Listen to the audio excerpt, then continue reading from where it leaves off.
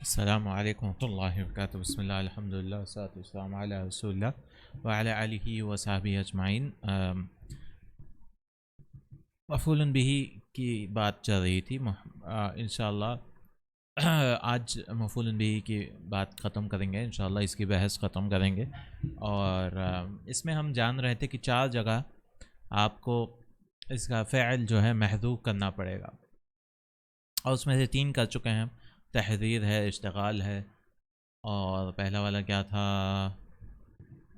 پہلا والا تھا سماعی ہے. سماعی ہے جیسے اہلاً و سہلاً وغیرہ، جس میں آپ کو واجباً محذوف کرنا ہے فعل کو.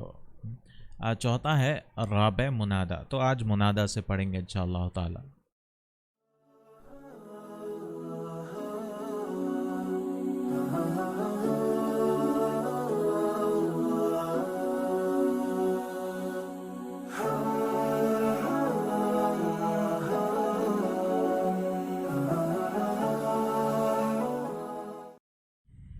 الرابع المنادہ. تو منادہ کیا چیز ہے؟ چوتھا منادہ جس کو ہم پکار رہے ہیں، وہ اسم مدعو. یہ وہ اسم ہے جسے حرف ندا کے ذریعے پکارا جائے. بحرف النداء لفظاً جیسے نحو یا عبد اللہ. یا عبد اللہ اس کا مطلب یا عبد اللہ، یا کا مطلب یہاں پہ ای ادعو عبد اللہ. وہ حرف النداء اس کا مطلب ہے ادعو، میں عبداللہ کو پکار رہا ہوں، تو یا کا مطلب ہے ادعو. اور وہ حرف النداء قائم مقام ادعو، اور حرف النداء قائم مقام ہوتا ہے ادعو کے. تو ادعو بار بار نہیں کہتے ہیں ہم، کیا کہہ دیتے ہیں؟ یا کہہ دیتے ہیں. وحروف النداء خمسۃ. اور حروف النداء کتنے ہیں؟ 5 ہیں. یا و ایا و حیا و ای والحمزہ المفتوحۃ. وقد يحذف حرف النداء لفظا نحو یوسف عارضا هذا. اور حرف ندا 5 ہے: یا، ایا، حیا، ای، حمزہ. اور کبھی حرف ندا حذف بھی کیا جا سکتا ہے، جیسے قرآن میں آیا نا یوسف عارضا هذا، یوسف اس چیز سے پلٹ جاؤ، تو یا یوسف. تو کبھی یہ محذوف بھی کیا جا سکتا ہے. تشریح منادہ وہ اسم ہے جسے حرف ندا کے ذریعے پکارا گیا ہو.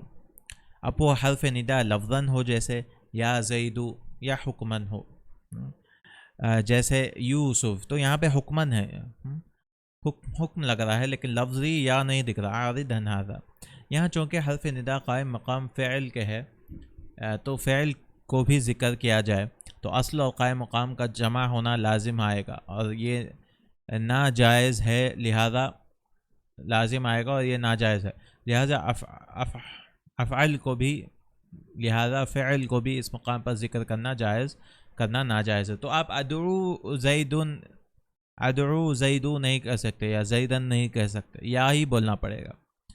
تو دونوں کو نہیں لا سکتے، تو یا کو ہی لانا پڑے گا، اور یہاں پہ ادعو کو حذف کرنا ہی پڑے گا. حروف ندا 5 ہے: یا، ایا، حیا، ای، حمزہ مفتوحہ. یہ 5 ہے: یا، حیا، ای اور حمزہ.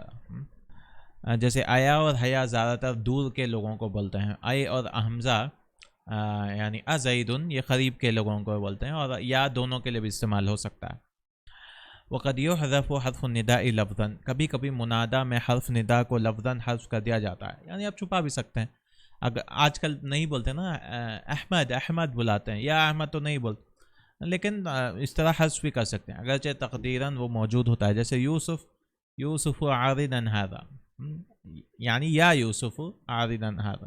یہاں حرف ندا کے حذف پر قرینہ ہے کہ ہم یوسف کو منادہ بنائیں اور اس سے مبتدا بنائیں، تو عارضا ھذا اس کی خبر نہیں بن سکتی، کیونکہ مبتدا بھی بنائیں گے تو خبر نہیں بن سکتی، کیونکہ خبر جملہ انشائیہ نہیں ہوا کرتی ہے، کیونکہ امر اور نہیں وغیرہ یہ انشائیہ ہے نا، یہ خبریہ نہیں ہے.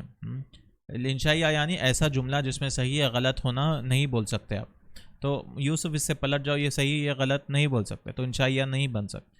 لہذا ماننا پڑے گا کہ یوسف سے پہلے حرف ندا محذوف ہے، اور یا یوسف جملہ انشائیہ، اور جملہ انشائیہ کا جواب جملہ انشائیہ ہے. یا یوسف بھی انشائیہ ہے، تو آپ انشائیہ کا جواب انشائیہ ہی دیتے ہیں، جو کہ عارضا ھذا ہے.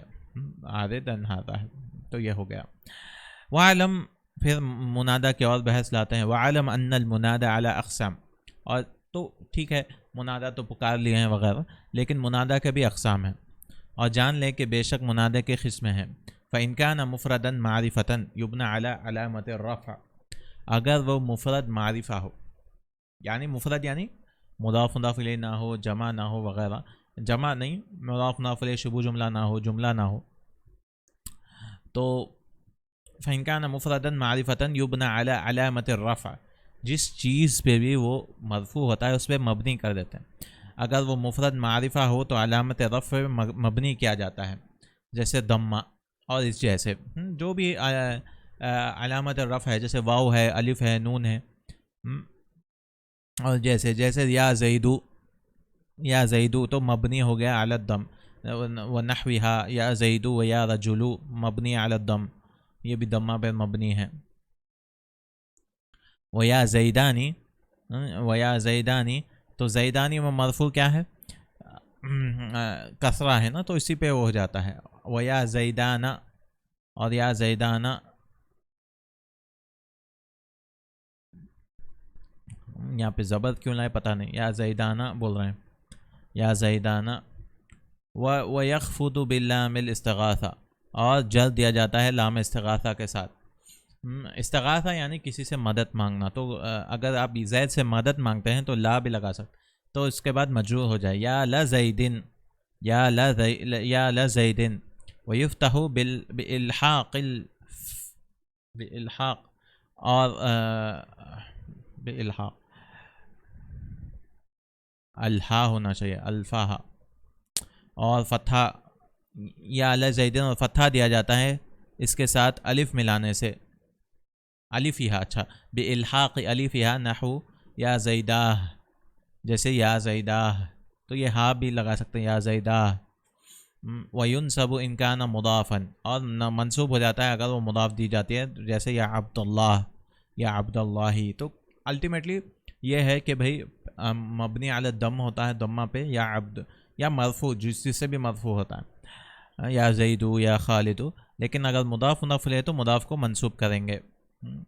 او مشابہا للمضاف، یا مشابہ للمضاف ہے، جیسے یا طالعا جبلا، یا طالعا جبلا، یعنی اسم فاعل استعمال کر رہے ہیں، اس کا مفعول بھی استعمال کریں، تو اس کو کہتے ہیں مشابہ بالمضاف. اصل تو ہونا چاہیے تھا یا طالع الجبلی، لیکن یا طالعا اس کو بھی منصوب کریں گے جبلا. یا نکرہ غیر معینہ، کسی نکرہ ہے غیر معینہ، کا قول العام، جیسے کہ کوئی نابینا شخص کہہ رہا ہے یا رجلا خذ بیدی، کوئی اندھا آدمی ہے اور وہ کہنا چاہ رہا ہے کہ میرا ہاتھ لو، تو وہاں کوئی معین شخص نہیں ہے، وہاں پہ کوئی معین شخص نہیں ہے، تو کسی کو کوئی بھی آدمی کو کہہ رہا ہے، تو یہاں پہ ہم کیا کریں گے؟ یا رجلا منصوب کریں گے، خذ بیدی میرا ہاتھ لے لو. اگر وہ معرف باللام ہے تو کہا جائے گا یا ایھا الرجل، او وان كان معرفا باللام قیل یا ایھا الرجل ویا ایتھا المرأة، یا ایھا الرجل. تو اگر الف لام کے ساتھ آ رہا ہے تو ایھا بھی لگانا پڑے گا، اور مذکر کے لیے اور مؤنث کے لیے یا ایتھا المرأة. یہ سارے اس کے اقسام ہیں. تشریح منادہ کے اقسام اور اعراب.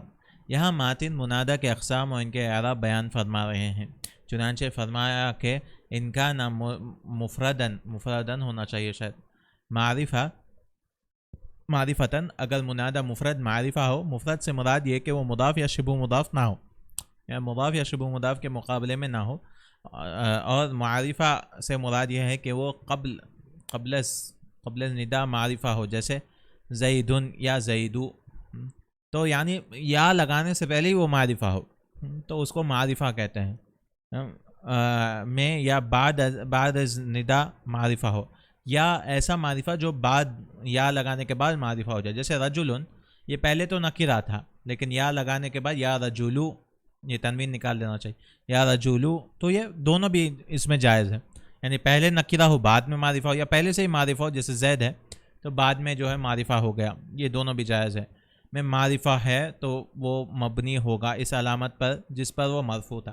تو جسی بھی علامت پر وہ مرفوع ہوگا، یعنی ضمہ ہو، واو ہو گیا، یا الف ہو گیا، واو تو نہیں ہے، الف ہے، واو اس میں، تو یہ اسی پہ ویسے ہی رہے گا. اگر وہ مرفوع بالضمہ تھا تو مبنی علی الضم ہوگا، جیسے یا زیدو یا رجلو. اگر وہ مرفوع بالالف تھا تو مبنی علی الالف ہوگا، الف کے ساتھ مرفوع ہے جیسے مثنیٰ میں ہوتا ہے تو اسی طرح مبنی ہوگا، یا زیدانی.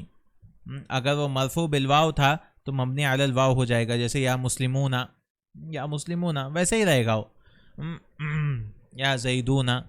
باقی منادہ مبنی اس لیے ہوتے ہیں کہ اس مفرد کو کاف خطاب کے ساتھ مشابہت ہوتی ہے. باقی کے اور کاف خطاب کو کاف حرفی کے ساتھ مشابہت ہوتی ہے، اور حرف چونکہ مبنی ہوتا ہے تو جو اس کے مشابہ ہوگا وہ بھی مبنی ہوگا. تو یہ کیا کہنا چاہ رہے ہیں، اس لیے ہوتا ہے باقی منادہ مبنی اس لیے ہوتے ہیں. باقی یہ سارے مبنی کیوں ہوتے ہیں؟ کیونکہ کاف خطاب کے ساتھ مشابہت ہوتی ہے. کاف خطاب یعنی کتابو کا، کتابو کی کو کاف حرفی کے ساتھ مشابہت ہوتی ہے، اس لیے وہ کہہ رہے ہیں، وہ ریزن دے رہے ہیں، وہ وجہ بتا رہے ہیں کہ مبنی کیوں ہیں. یخفض باللام الاستغاثہ. اگر آپ لام استغاثہ کب لگاتے ہیں بھائی؟ کسی کو مدد پکارنے کے لیے. تو یا اللہ زیدن، یا اللہ زیدن یعنی اے زید میری مدد کرو.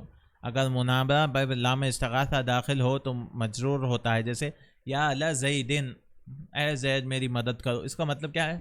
یعنی تڑپ سے بلا رہے ہیں آپ زید کو، یا اللہ زیدن، اے زید مدد کرو، انصرنی اور ساعدنی. وَيُفْتَحُ بِالْحَاقِ الِفِهَا. اور اگر الف لگا رہے ہیں یعنی درد میں پکار رہے ہیں، زید کا انتقال ہو گیا تو آپ یا زیدہ، منادہ کے ساتھ الف ندبہ. ندبہ یعنی آپ